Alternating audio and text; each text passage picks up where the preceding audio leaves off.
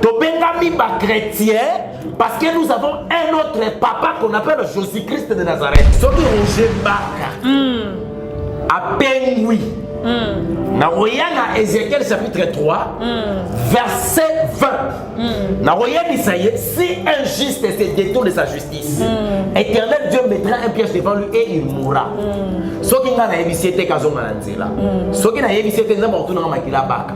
Ce qui Baka Pengui. Na zipi na sasa musala nzambe tinde pe bandeko wana pe oyo denosa wana pe ba kometara pe neti Marcelo tanga que ça sodomie ye po ya permettant entre les mariés negi oza madame bongo ah c'est tout à fait normal. C'est un acte d'abomination aye biango et ça dans Romains chapitre 1 parce qu'il y a commettre mais à ça ya zo sala avant ba banozo sa mère na lingi penza fait ça lelo. Non, on a sima. Le frère de Nile si Azam Pagano, il peut être païen athée. C'est un incrédule de la parole de l'Éternel. Donc, à cela qu'il faut maîtriser l'Ilobanza, à maîtriser la Bible.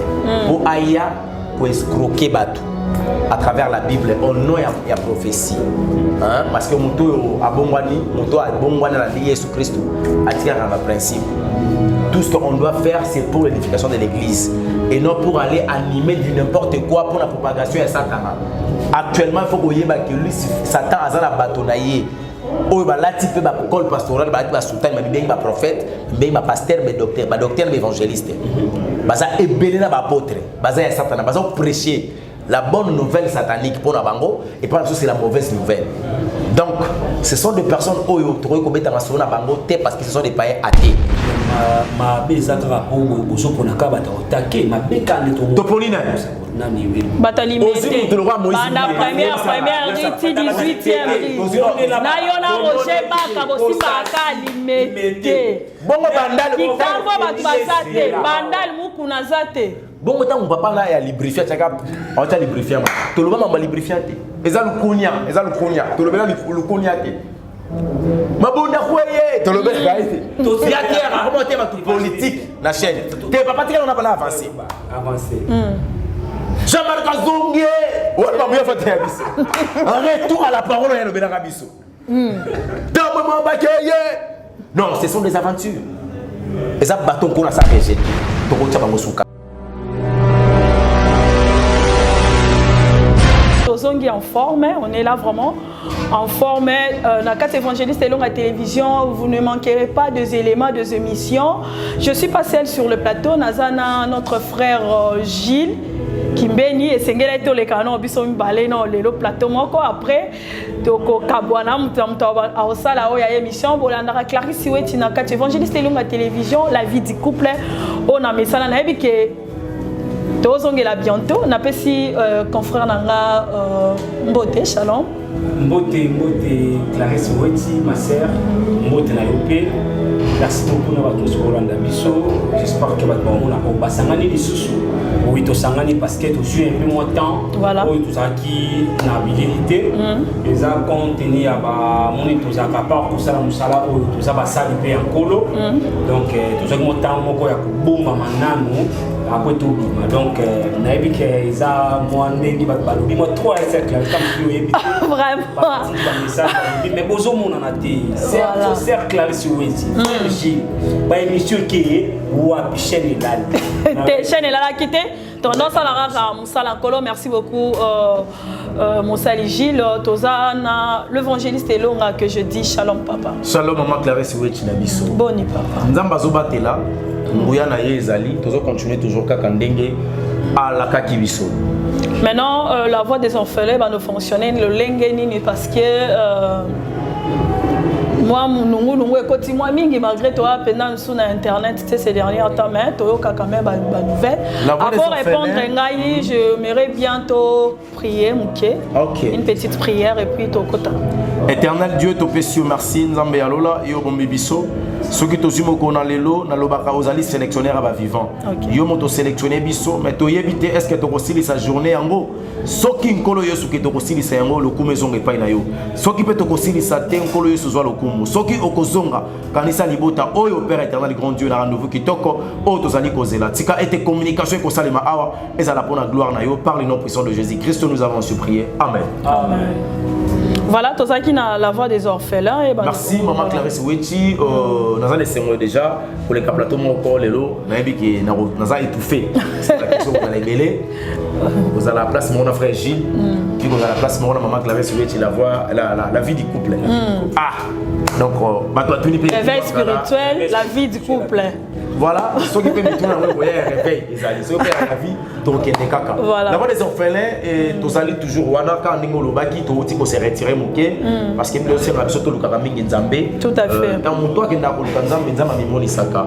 Alors, tu vois qu'on pousse à la catégorie, on s'en a sans une orientation. Tout à fait. Parce que ceux qui font Isaïe chapitre 30, les autres qui sont malheurs à cela, qui prennent des résolutions sans moi, qui fait des alliances sans moi. Donc, pour tout le monde, et pour si malade, on a biso bana na Nzambe, tous on a toujours la place Nzambe pour nous avoir plus les orientations.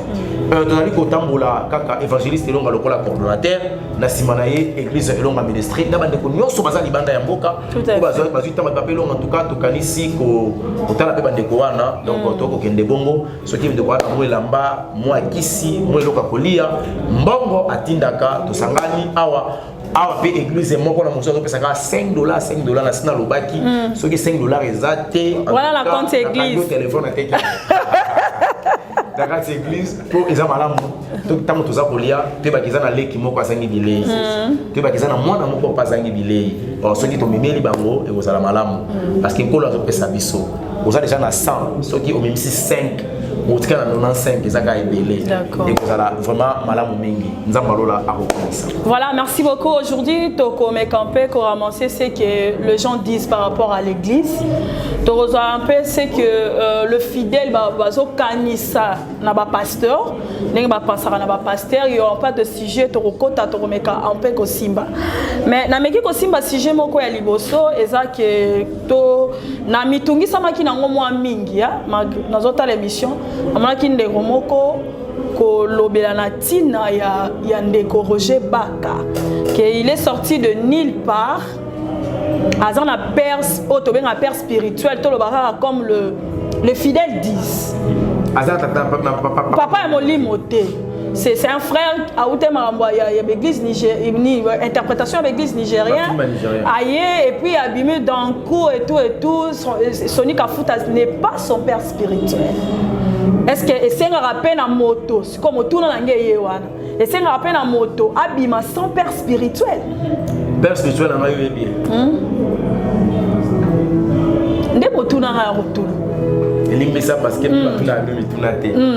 Nani a évi tata molimo ya Eli. Tata molimo ya Moïse. Tata molimo ya tata na biso kondima Abraham. Quand on parle d'un père spirituel, spirituel c'est maman molimo, et maman jotote. Na oye biso boy. Abraham, c'est notre père par la foi. Nanzela ya kondima nde abalayama akomi tata na biso. Mais Jésus-Christ de Nazareth, c'est notre père dans la foi. Na katsa kondima nde tata na biso ya molimo. Oya boti biso to be ba chrétien. Après si biso identité parce que un père doit avoir un nom. Le nom comme na yede ko kitana bana na ye, pona ko ba ke voilà oyo kombo na ye Junior Moyowabu abimi na kata famille Moyowabu tata ya Moyowabu Junior Azali donc ils ont Moyowabu père to bengami ba chrétien parce que nous avons un autre papa qu'on appelle Jésus-Christ de Nazareth. Tozali na ba encadreur spirituel moto azako kamba biso na boyambi na biso lolenge to yambi Yesu. Bon, tant qu'il y a un terme et un cadre spirituel, comme tu viens de le dire, pour ne pas parler du père spirituel. C'est côté là-bas, toi, on a dit ça. T'es non, côté là-bas, un cadre spirituel. Mais non, le cadre spirituel de notre frère, c'est qui? Il y a un peu sa vie. Mais moi, je suis un molimo za Yesu. OK. Mais je suis encadré dans molimo na yebité. Na yebité non, on peut ce numéro na. Non, parce que moi, je suis là baka. Baloba pe o linga ko zipaka ye pe moi mingi ya. Kasinga ko zipaka ye moi mingi po no na ye moi kinde. Ngana zipaka ye za owa. Ngai ko mona na combattre les antivaleurs dans l'œuvre de l'Éternel. Lolenge pende kwa salaka. Soki Roger Baka. A Pengui. Na Royana Ézéchiel chapitre 3 verset 20. Na Royana Isaïe, si un juste se détourne de sa justice, Éternel Dieu mettra un piège devant lui et il mourra. Soki nga na ebisete kazonga na nzela. Soki na ebisete nzamba otuna makila baka. Soki Baka Pengui na zipi na sa sumusa nzambe te. Soki bomoni ke likambo esali o bomoni ke ndeko azana kata libungi bolo bato sungai. Matthieu 18 pe ezolo ba ke robengi frère. Pour ni olinga osimba ka Ézéchiel. Matthieu le bengi frère na ça frère. Matthieu 18 chapitre 15. Tanto kitawana. Frère dans Jésus quand on parle de frère donc frère o akata nkolo. Bongo siko moto apengu aza frère akata nkolo te. Aza frère ma pengui. Mais maman Clarisse Ouechi, tous on un Corinthiens chapitre 5. Au moins ma commune nzambe c'est important hein. Pour le tomi lobeli la kiza malamu te. Ozomona bande bazona na biso hein. Bande ko nanga zara baza ba yeba kiso na maboke. Na mabengi théâtre. Tant ba mona biso to na makambo nzambe faut à sentir que bato nzambe mutalo bakati na bango. Tozi Ephésiens 1 Corinthiens chapitre 5. Nazui à partir du 11e verset na tangi na kombo na Jésus Christ. Amen. Maintenant, ce que je vous ai écrit, c'est de ne pas avoir des relations avec quelqu'un qui se nomme frère. Mon toit s'est nommé frère. Tous en relation a été. Na kitimuke un impidique. Amibia ma frère, Mazam Tunekobo. Ou Kipid, Motona Lokoso. Ou idolâtre, ou outragé, ou ivrogne, ou ravisseur. De ne pas même manger avec tel homme. Jean Abato Oyo et Poussi Malamu Teto Liana Mango. Mais Matthieu, c'est ce qui a soumou, qui sait que tu as conformément à cette verset biblique. Un chrétien a coquille comme ça les soumoutés. Voilà. Le chrétien ne pêche pas. Na funga masumu amuke na kata makomi. OK. En accord avec un Jean. Mais si pourquoi si on version on l'appelle frère? C'est-à-dire que frère a péché, un chrétien ne pêche parce que chrétien ça la. Un chrétien ne peut pas faire un péché. Un chrétien peut commettre un péché. OK. Commettre les alliés liés à un accident. Donc, au coup de likambo moko likama, surtout au kouei. Et mon limo santo émission likambo ça lozaya ko kouya. A telemi a lukima wana nzambe a continuer. Kasi ne pe bande ko wana pe oyo denosa wana pe ba kometara pe neti Marcelo. Tama que ça sodomie. Ye po ya permettant entre les mariés negi oza madame bongo. Ah, c'est tout à fait normal. C'est un acte d'abomination. Aïe bien beau. Et ça dans Romains chapitre 1er parce qu'il y a commerce traité mais à ça. Il y a ça là. Avant pas banozo sa mère na lingi penza fait ça lelo dans un ndenga sima.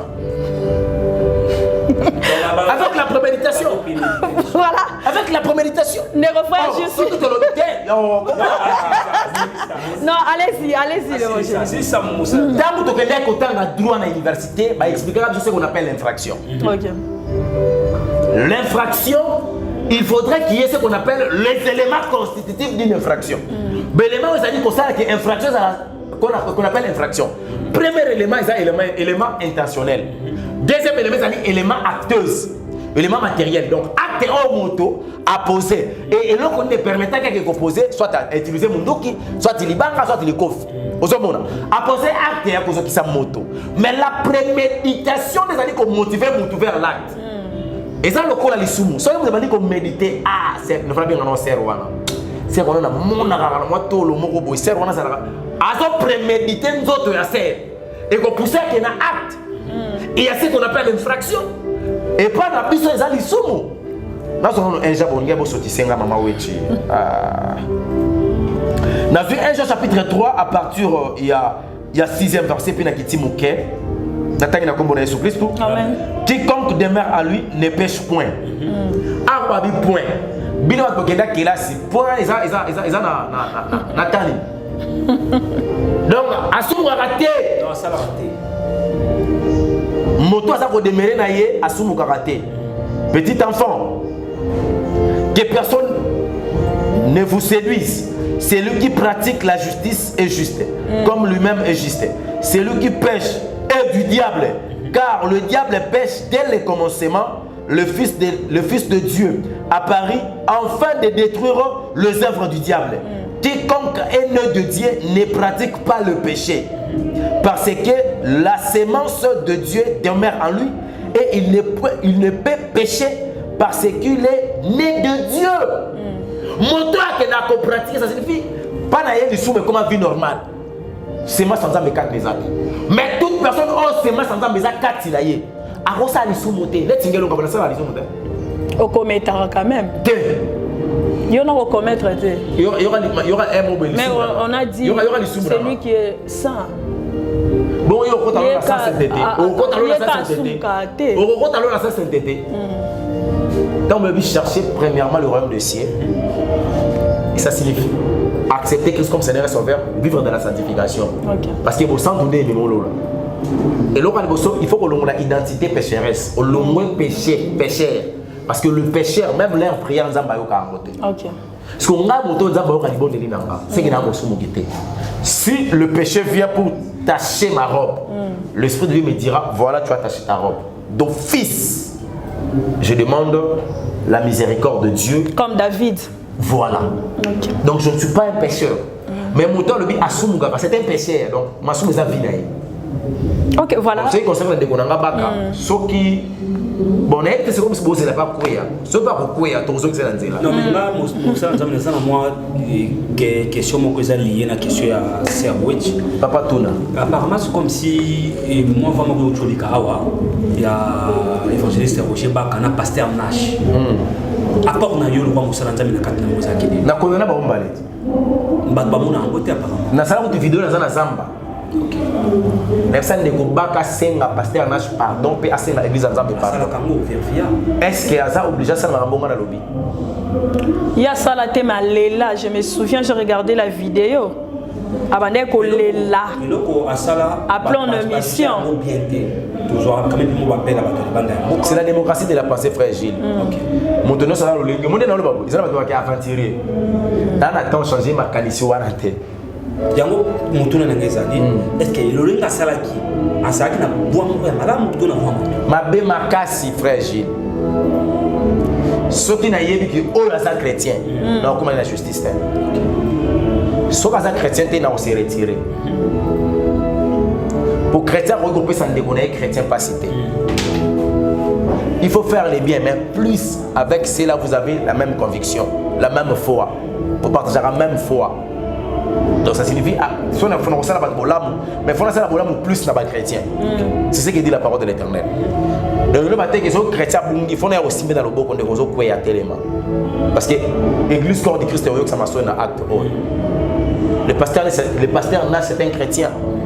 Les frères Roger Mara, c'est un chrétien, l'évangéliste, Moni.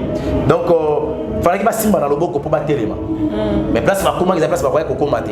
Nous avons contre Yango, on a terminé la 4-4, on a fait un conseil et on a condamné qui c'est qu'il a fallu condamner. Mais le prophète Nash, c'est comme si Azana Lolenge Moko Nzamba Rossal est tant que prophète. Il y a un message sur qui Nzamba Lobeli. En passant, j'ai regardé une vidéo parler de Simo Kimbangu. Azolo Bela Simo Kimbangu Kenos, c'est un papa vrai et tout. Azal vraiment la mission Nzamba Pessi. Quel est ton passé par rapport à sa prophétie? En fait, dans l'année à monter, la yébité, ni Nzamba Lobeli concernant Simo Kimbangu, mais Simo Kimbangu n'est plus. Togo Betamasola Simo Kimbangu, tant si longtemps Jésus-Christ n'est pas à l'actualité. À quoi ça va avec les Simon Kimbangu? Est-ce que c'est possible? Tu as Koufi pas qu'on y a visité Moutou, à mon IP Simon Kimbangu, déjà que tu parles. Moutou soit Koufi, ça Koufi. Soit Moutou Koufi, mon lit, mon Moutou qui est dans l'allée des tourments, mon sous soit à soi, Koufi qui est sur paquet d'aller des repos. Soit mon lit, mon Moutou qui est dans l'allée des tourments, mon Moutou naïe, ma ligne maïe, naïe. Ah, mon aïe, ne pas de qui va se voir à Yango, va dire qu'on utilise Yango. Soit qui va mon lit, on a effigie ou un aïe, Moutou Koufa, et les Niko Lobak, soit Nzambe a utilisé effigie de Goana.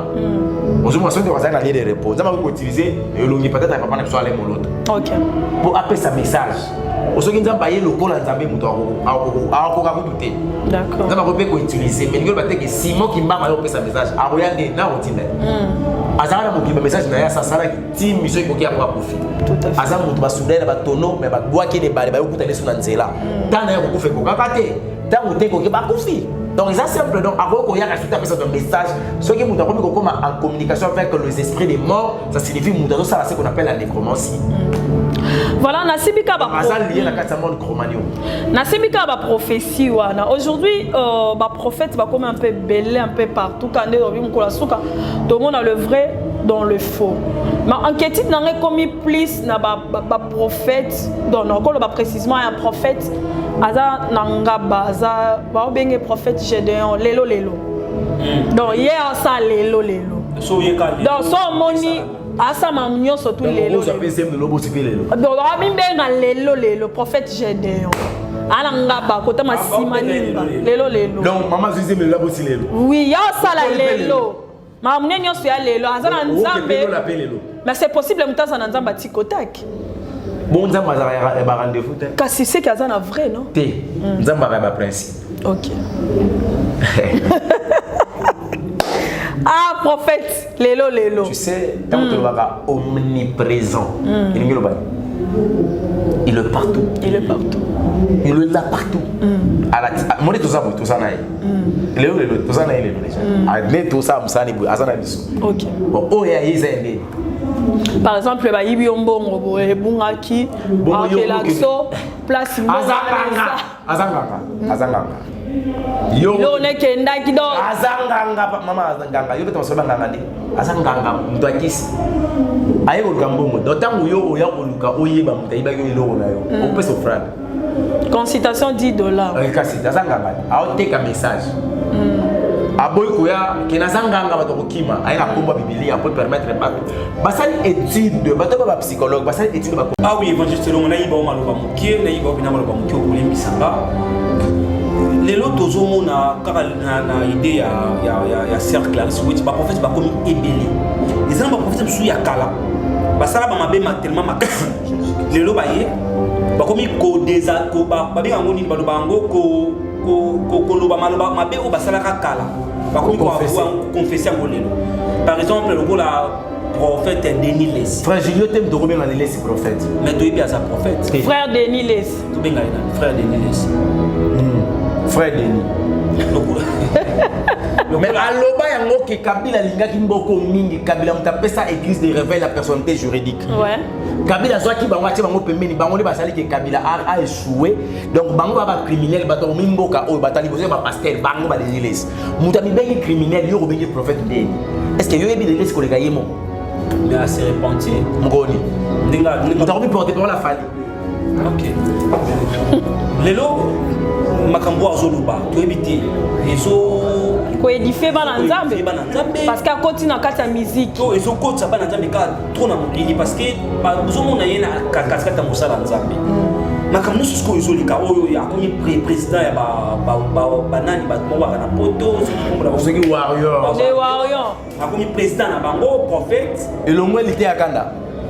Apparemment na internet nataki on appelle si était à Kanda mutuka na ba feste ba balela basali remise reprise ya komi président ya bango toujours épaté toujours kende wapi nanenga mabete le frère de Denis si Azam Pagano il pèse païen athée c'est un incrédule de la parole de l'Éternel donc asala qui est fort à maîtriser l'Ilobanza mété à maîtriser Bible pour aya pour escroquer batou à travers la Bible au nom il y a prophétie hein parce que muto abongwani muto abongwana la vie Jésus Christ attire dans le principe.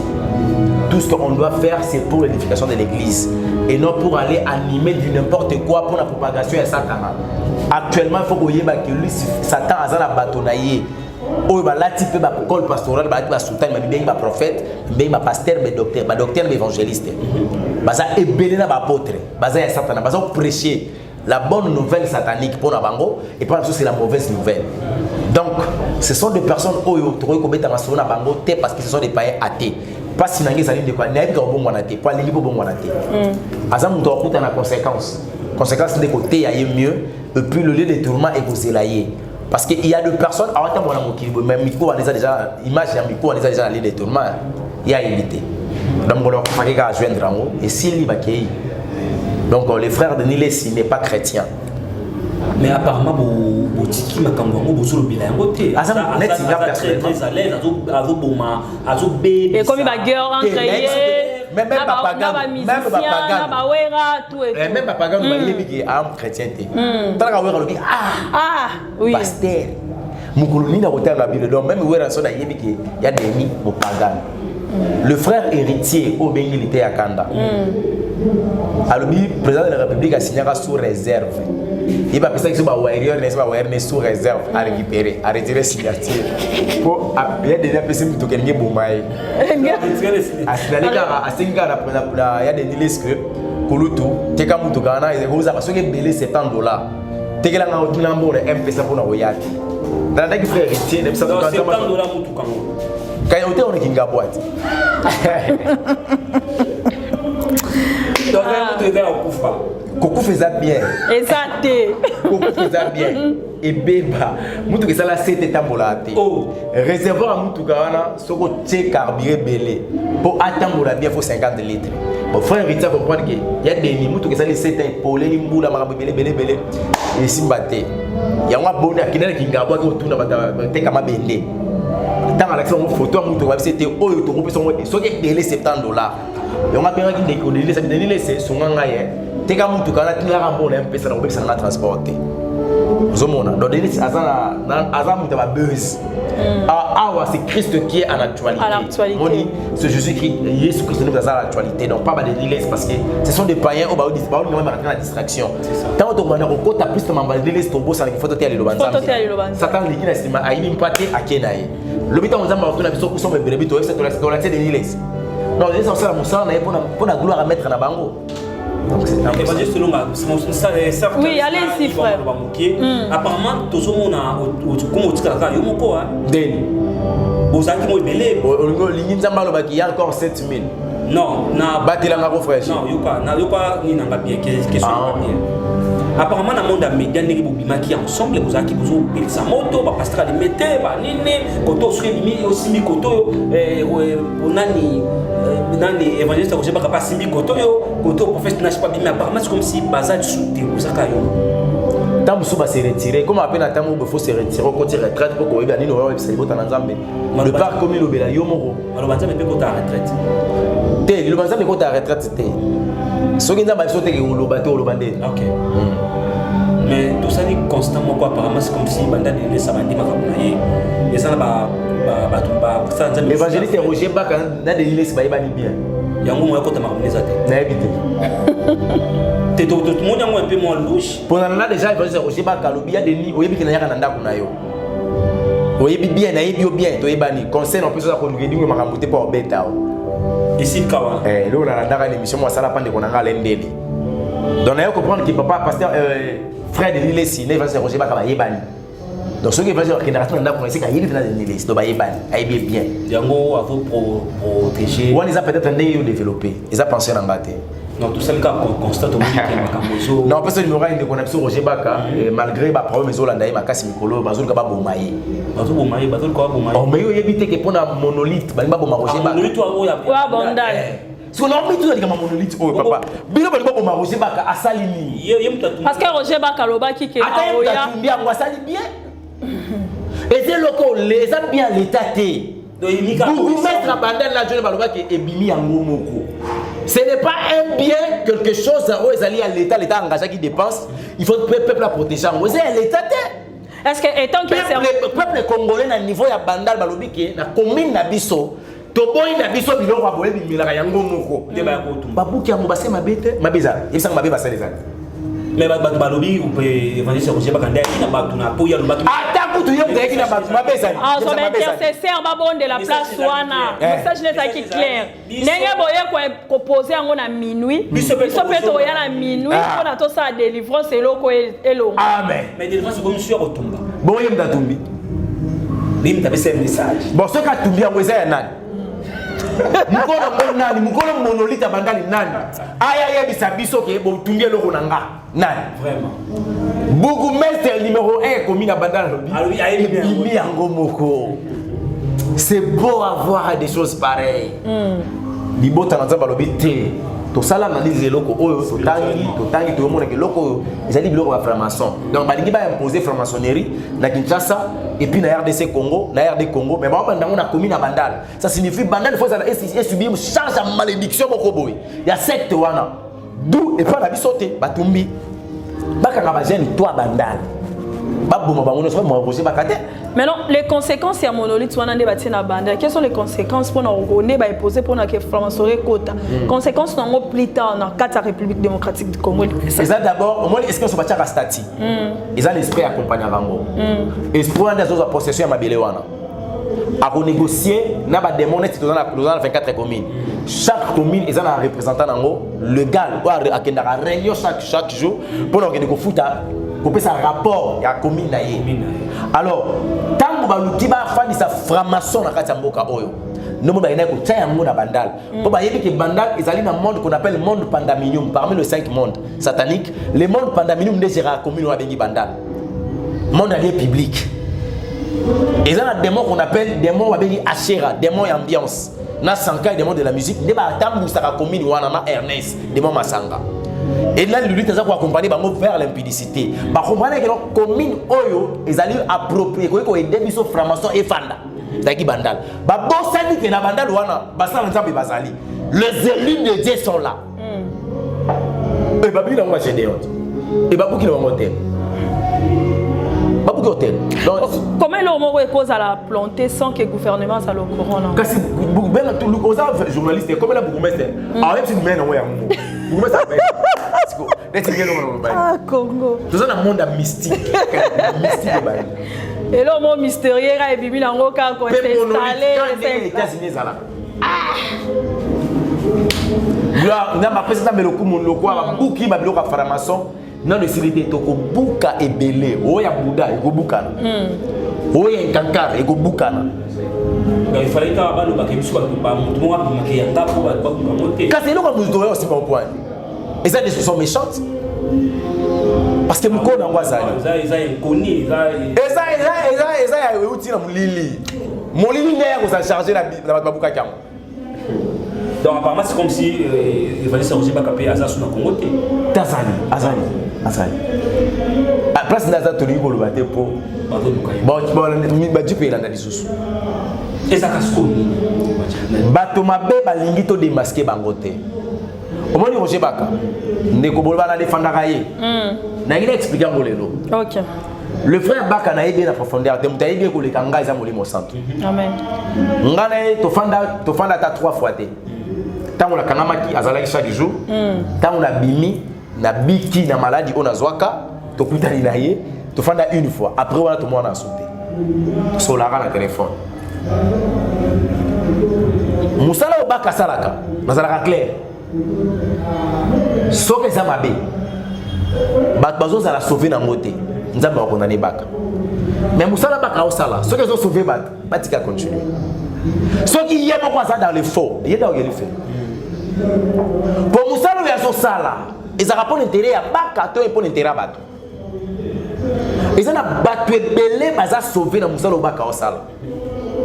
Mais ce qui est mon quoi limite au temps de la sanctification, à l'inique au bas d'Ambété, à boy au temps de la droiture, à se faire consommer par tout ma cambo, il y a mon consommer en côté. Problème et la consommation, on les a pas naïe dans Zambie. On se charge là. Ce qu'à l'église, tu découvres que Nego Oyo, Zambie c'est à bâtir. N'est-ce que tout le monde a une connexion, il y a quartier général de l'impudicité, limité industrielle. Ça, c'est l'église là-bas, mais comment? On a limité maintenant la première iti 18e. Tomoni lolenge musa na nzambe zo sa mezo simbate. Bongo oui, YouTube on va kangi. Voilà, to simbika na limité. Tala. Dans le sayo, Roger ba kaza thermomètre yanga ya kubanga nzambe. Ça son atali ko la vie yayo. Tenga fona banga nzambe. OK. Pour ceux qui na kuwe bitani so di maringi za tatao. So so na tiki nzambe muto abikisa ngade ka yeye mutali boso ndemo pena yeti ayebi kinga baka so na tembo na obanga nzambe te na sali makambo na bomboto lobi satan exposenga muto ali boso akuta na nzela na ezelonga mais ma beza kaka po boso pona ka bata otake ma beka ne to topolina Batali Banda première riti 18e riti. Na yona Roger Baka bosimba akalimete. Bongo bandal kitambo batu basate bandal mukuna zate. Bongo tangu papa na ya librifia chaka ota librifia toloba mama librifia te. Eza lukunya tolobela lukunya te. Mabunda kweye tolobela gaite. Ya terre comment tema tout politique na chaîne. Te papa tika on a pas avancé. Jean-Marc Azongue, on va mieux faire biso. En retour à la parole, il y a le Benarabiso. Non, ce sont des aventures. Et ça, bâton qu'on a ça rejeté. C'est pour moi que père na biso atika nzambe. Mais nzamba benga kaya pesa ka émission. C'était juste à l'époque, il fut injuste. Or on est si quoi à se détourner vers la justice. Il y a un moment qu'on a tenu moutam. Bec, et l'autre est à la mort. Évangéliste, c'est la pardon, frère. Ekima, qu'est-ce qui m'a pardon? Non, Okima, dans son moi limité mouké. On a des documentaires, il y a des comme Moïse Mbi. On a un documentaire qui n'a pas parti pour toi. Atayo bino batu bobande kolobela ye maramba gege. Yo Roger Baka. Mo gege na ila biso. Roger Baka. Na ila biso mo gege. Ye mo kombiyete. Allo ben. Aba dede. Allo ba Jésus. Bimana kati yankunda soro no de Jésus. Jésus le mo bimba mato ina biso yoki Jésus te. Tebo yokate. Mais documentaire ane linga kolobake atele bino bobande koko selemaka ndenge na landa documentaire ndenge na mona na sala analyse documentaire na basi acha ba image na bino acha image bino na ba Gefa na ba John Gefa on a beaucoup eu sa carrière na modisa qui documentaire na elle qui pas moto oh modisa quand déjà et puis na bandu kolobake na modisa ba album nyo sorbeta et ça c'était évangéliste non Nzamba benganga na simbi Bible qui est la parole de l'Éternel habite dans ça succès pour ça na émission que mon album a tout simbi pour ça na émission pour ma image mais azan de kodo tout ça pourquoi mais aza mo sala rokwe ya 7 fois nzambe na ko relever les nzambe a jugé totangi na yo awa 1 Corinthiens chapitre 5 bato aza ko se nommer ba frère tandis que baza ba impédique baza ba cupide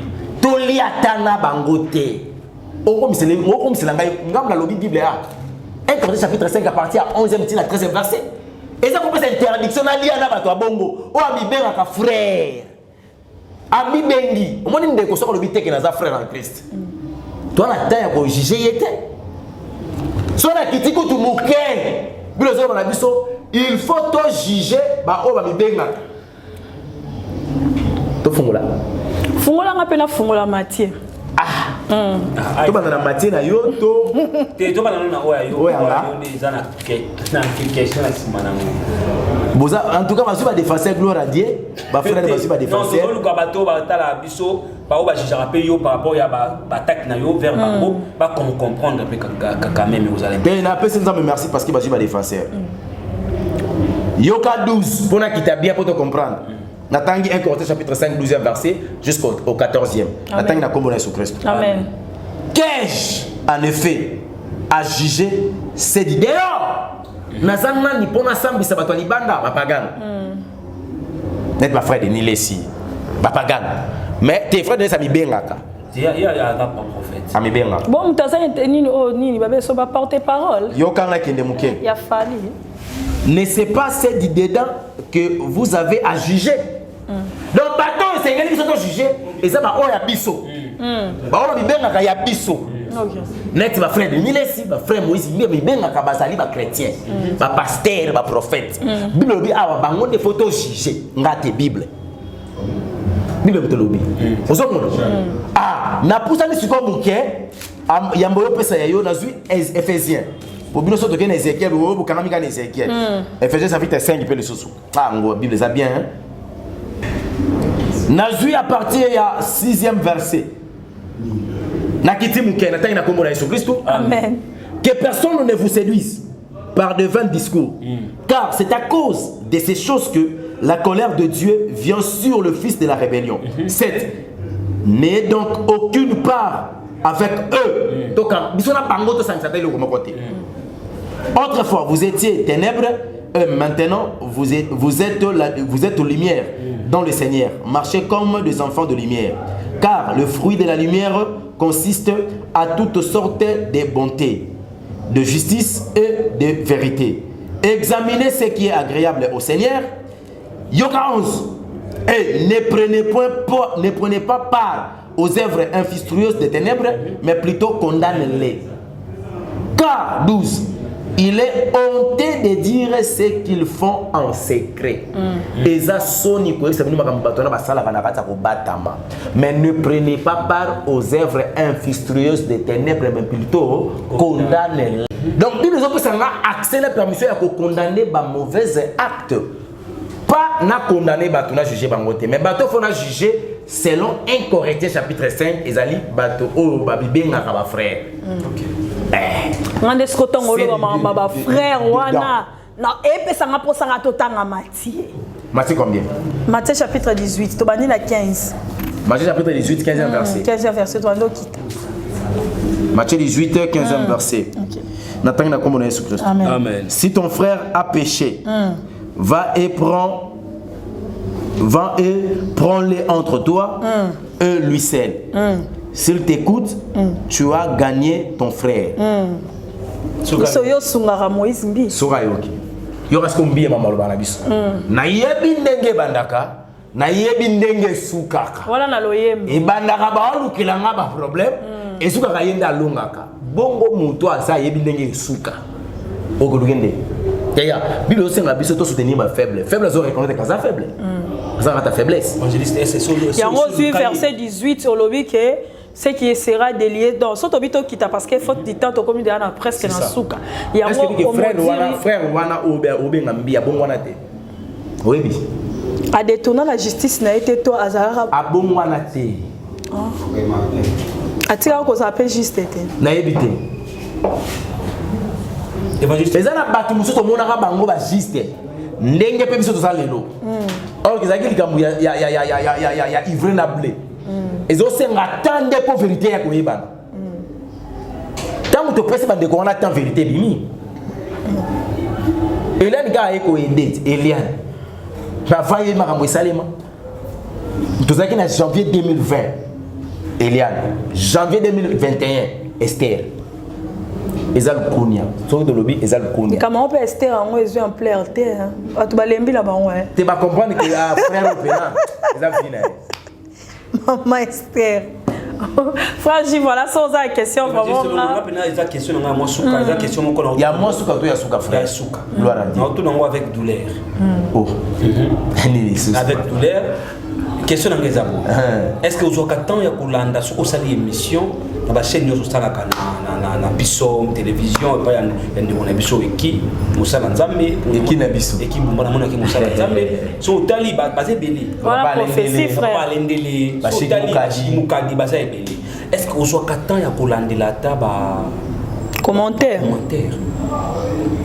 oui, 2 fois, mais tu parles de Konanga à l'endele. L'émission est qu'il y a 40 000 vies.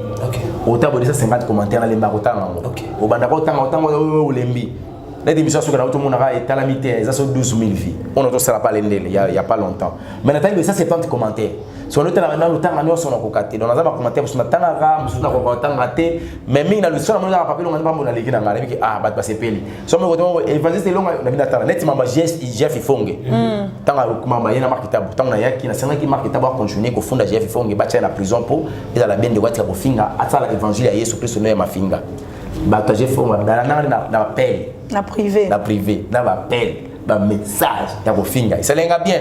D'accord, voilà le fils de rébellion. Ma finga, on est salué bien. Il s'aligne bien parce qu'il faut comprendre que Negoana va soutenir et va finga. Il y a finga la facilité. Ok. Frère Gilles, Jésus-Christ de Nazareth, mon maître.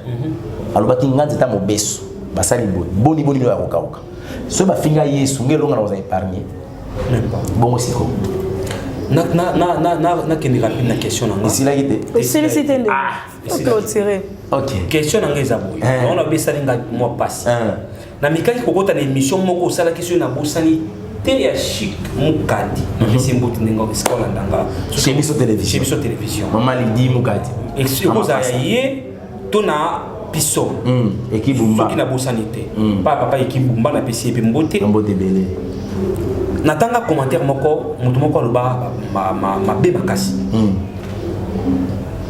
na benjir na mona OK bolanda ete ya escroc boye bablu mo bien te natanga ngo so na bosani te ezaka blu mo bongo yango moni na bandi question nanga soki ozwa pe quand même moi temps ya kotanga ka ba message ya bandeko est-ce que yebi kizana ba musu bandi makote effectivement balba ko za kana nzamba solo te til les musulmans habillés sur un prophète til les kutu ma yebi que soyez mo gnesili musulman aoze la ga yesu azonga po mo gnesila ma traité prophète le roi Mahomet bataja wana nyoso ba fingi on a commentaire que vous escroc vous amoyi bien bon ba fingi molimo santo mtatini apesinga mandat ba fingi ngate il y a un péché homme ils ont craché sur l'œuvre de la croix quand tu fais l'impudicité Moussale secondaire pour ça des coups qui parlent de la vie impudicité. Quand tu fais l'impudicité, tu craches vers l'œuvre de la croix. Ceux qui m'ont attaqué pour ça l'idolâtrie a craché la personnalité Nzambe le quoi créateur parce que au chosifié Nzambe vers quelque chose. Au comme c'est le comme robo Nzambe. Ceux qui m'ont a touché mon limo mon santo à travers l'homme de Dieu. Il a craché sur l'Esprit Saint. Voilà. Kizaka moko. Ozaka na question de. Kizaka na question moko. Est-ce que zenga penza moni suki eloko etuki non pas en tout cas s'exprimer na bato ba moni ba message wana msuki zenga eloko batikala nango isala quand même bien te. Évangéliste Longa. Papa Gilles Kimbeni. Na ba mission na opis ba na église parce que yo so kamba na ministère ezana bato bakenda ba stase ezana ndiko moko lobi mais comment est-ce que bino bozo beta plus masula ba ange est-ce que wana isa ba ange ba ozo moto ba kende ba bi et comment longwa ki bonzambe comme angiologie et comme angiologie wana pena mutuna moko kitoko frère Gilles c'est pourquoi nzamba pambola fa ko tuna mutuna bandaka la pena ngena sona na suka po ezana non moni au dernier temps, soit Tani Makouna Nzambe, les saints, je gère les anges. Tout ça, c'est ma ange sur base de quoi? La mission par laquelle on appelle ça ma ange. Bon, il y a évité que tu protégé, ça m'a tiré ma ange. Tant qu'après, c'est ma armée céleste, ils ont ma ange. On peut jamais, en aucun jour, si tu trouves dans une église, pour invoquer un ange, bazama 4 ça ma vie il y a ma somme pour gagner vélo tu vas invoquer ange va invoquer ange va penser que ordre nena za awa j'ai un ange derrière moi ndeko vandi non mais ça OK da fungolo misu da quoi ça veut comment on va ba dire je m'en fous ils ont pas oui OK des stars Yesu akokikate pour azwa ndeko mémé vers le stars non c'est faux existe à paix. Oui, mais ils ont tous un astral, na extase. Non, bah lui, basé ton astral. Astral c'est autre chose, c'est négocier avec les astres. On a toujours besoin de la magie de Rosalango. Pour qu'il y ait un monde mususu, on négocie avec la astre. Donc il y a une extase. Ok. Oh mais, soit peine de quoi Azamoni qui a un problème à y Bon, ndenge bandeko bakenda restase wana bakutana na ye moko ye mei le père. Ya ouais, tu as expliqué makambo yo moko okende stase il y a même pas un mois. Ah ça le voit si il y a ouais expliquer batu makambo wana. OK, non bon mama tata bino. Mama libala la ngamla na tsaka. Non. To komi na temps oyo no azoyebisa batolobi nzamba ndeba mokina mai ba traiter soula. Nzamba ko bisa mosume masango makambo te meta ba ndeko dinda mais meta mbule bandi oboka simbola moya no wana bayango ya to mela na biso ebi mbula mozo beta ya zamba ya ebi libande dinda bongo kanisi ya nowe tina RDC dinda ko mo bezindaka mais RDC zindaka le monde to comme na temps oyo batu bana poso yoka batu mingi te to na poso yoka plus nzambe à travers batu so ki nzamba zolo à travers basali na ye yo sala effort ya kotuna ka molimo santo soko zana ye est-ce que yo to zolo balanzela muto to te mo ça to yebisa c'est ça Ce qui est dans le bilan, c'est que c'est mon climat, ça manque. Il y a même si dans ma famille propre, on dit mangate. La démocratie de la pensée. Ce qui est dans le c'est que les abats ont échoué. Il faut laisser les sans-âme. Je dis que ça à travers la parole que mes brebis connaissent ma voix.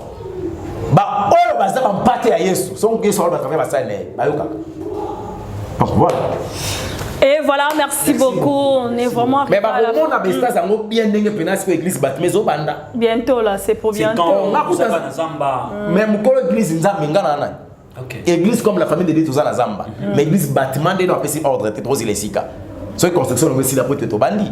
Na moni yo za puissance ainsi dit. Plus c'est la volonté. Yo ça na makambo nzambe na makanisi na yo. Mais ba musuku ba. Na délivrance comme nzamba zo sala na kata bato tuzobone ba ndimo bezo bima. Ya witi. Soki to oser ko tshabo moto. Change ba démons sur bozongi la biso. Tous ça na na nzamba bo que les délivrances à cette personne moto moko 24 démons. Ba ba zo ta moto. Voilà pourquoi moi aussi. Toujours ça partage. Bah que ça va faire dans des commissions moi moi qui to ko bel détail de figure 24 démons. À 50 jours à 30 à éviter. À 50 c'est qui to dans la délivrance et respect ton enregistré qui est 30 démons. Tant de la tête et la somoni. Mon bal non sera coupé sa dot. Yo le de délivrance tenga banana. Puis m'dalo la mo ko mo be katinaye. Ce que m'bal tanga pesa ko biso, on appelle ça ko wana bise. Bisa pio. Merci beaucoup. On est vraiment arrivé à la fin de cette émission. Merci à nos téléspectateurs. Nous sommes tous à Elonga Télévision. Abonnez-vous si massivement. Aimez la vidéo, likez, vous ne serez pas dessus. Gilles, comme Nasuka, je ne sais pas, il y a un mot à dire. Merci beaucoup, ma sœur Clarisse Wechi, servante de l'Éternel. Servante de la Mini. Et on l'a frère Salomba, la sœur Amat. Non, on a déjà engagé à Ebi. On a des gens comme la CLP, ceux qui ont passé grâce. On a occupé. Déjà. Mais on a occupé.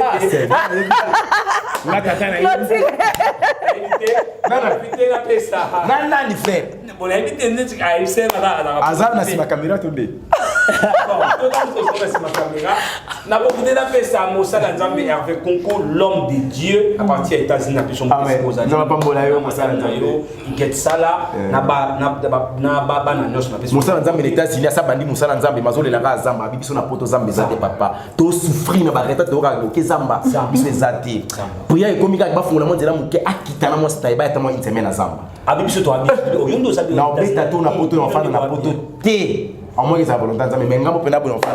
voilà rapidement,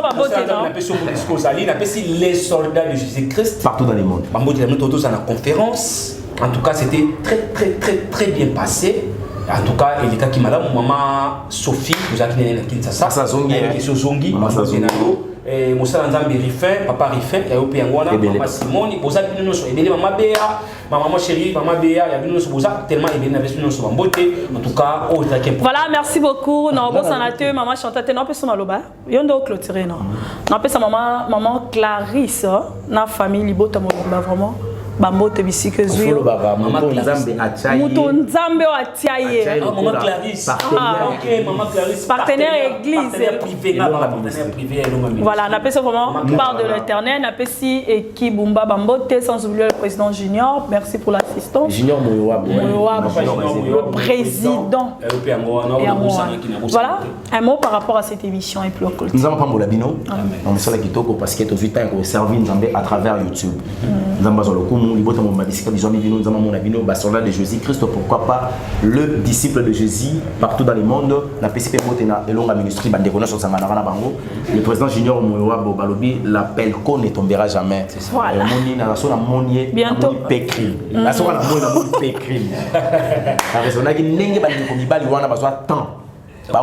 C'était na tongo pour ne pas aller quelque part. En tout cas, nous allons continuer comme ça. Il a binominé Bolingoana, la fraternité, on est ensemble. To continuer comme ça dans Zambie na lolingi mususu ya ndela ya presse c'est vraiment important pourquoi pas pesa bande kono so ba assista kibiso de konangai Thomas Fabien homme de Dieu derrière la caméra pourquoi pas et puis papa na biso équipe bomba merci pour pour la l'espace oui mon plateau pour boye eza équipe bomba ne mta sali c'est que ndinga okende ta mo ya susu ma muna se ko bande ko pena ba soutenir Pisson Première c'est mon chaîne oyo asaka yemo na woloba na Yesu so yo pour bakisami de ba ma classe bakisami la biso eza bien mais les millionnaires déjà tant to lobaka mo musu na Pisson Première FC ngabi apapé longa na we batina ko sali ni ko na Pisson Première na bi molimo santa yebisa yo et là on y aura sala voilà les millionnaires Papa Claude. Voilà, merci beaucoup. Nzambalo la Pambola Bino, Bisike Zouami Bino. On se retrouve prochainement. Bye. Bye.